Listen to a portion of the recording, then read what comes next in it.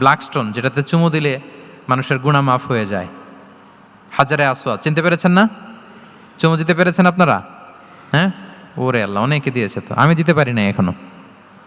ওখানে যে ভিড় থাকে, ওই ধাক্কা ধাক্কি করে মনে হয় যে না, হজ বা উমরার যে মূল অ্যাসেন্স বা স্পিরিট, ওইটা বোধহয় নষ্ট হয়ে যায়। এই জন্য অনেকবার ট্রাই করেও, এবার আমার সাথে একটা 8 জনের গ্রুপ ছিল, খুব নাদুস নুদুস লম্বা চূড়া।